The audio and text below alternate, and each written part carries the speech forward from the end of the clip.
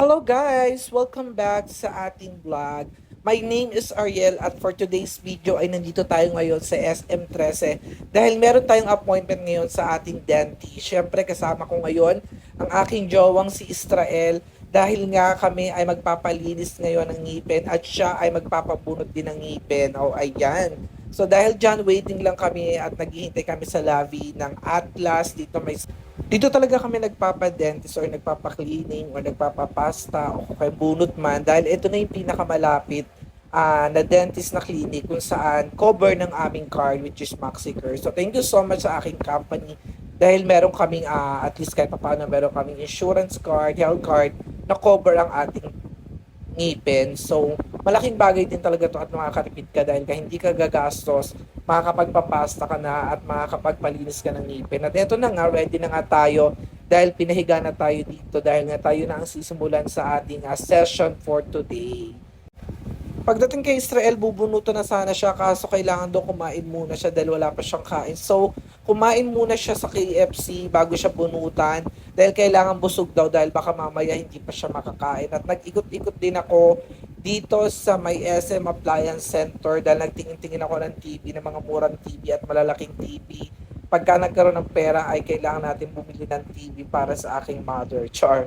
So ayan na nga, nagtingin-tingin lang ako at may nagustuhan nga tayo. At after naman namin sa dentist magpalinis at after mabunutan Israel, ay nagpunta naman kami dito sa SNR dahil nga nagkikrave ako sa pizza, sa fries nila ay talaga namang umorder ako ng bonggang-bongga. So si Israel dahil nabunutan siya ay tiis ganda siya. Gusto niya mang kumain ng madami ay hindi niya magawa dahil nga bagong bunot siya. So pinag-ice cream ko na lang siya pero hindi pa rin siya nakatiis dahil kumain pa rin siya talaga at umorder din talaga siya ng pizza dahil kahit bagong bunot, laban na laban pa rin siya, ikakain niya pa rin daw. Ay hindi niya maubos yung isang malaking ice cream dahil bagong bunot. Sabi nila, kapag bagong bunot daw dapat ice cream ang kinakain muna para hindi sumakit ng bongga ang bagong bunot. So ayan, nakita niyo naman kailangan niyang ubusin yung ice cream na yan dahil siya lang naman ang mahilig ng ice cream at bagong bunot siya ng ngipin. Dahil ako, ang dami kong in-order ngayon. Kung order ako ng chicken, ng fries, tsaka ng pizza rin. Pero hindi siya nakatiis dahil nainggit siya, ay kakain pa rin talaga siya. So, pilit na pilit pa rin siya sa pagnguya. Nakikita niyo naman yung pagnguya niya, kahit hirap na hirap, ay lumaban pa rin siya para kumain dahil ayaw niya magpakabog sa kainan.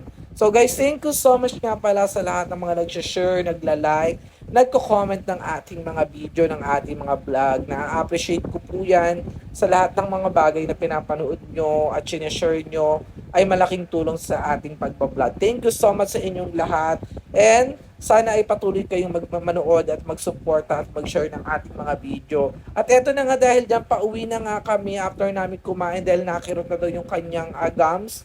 At kailangan ito magpahinga sa bahay dahil bagong bunot nga talaga siya. At yun naman, umuwi na rin kami. Thank you so much!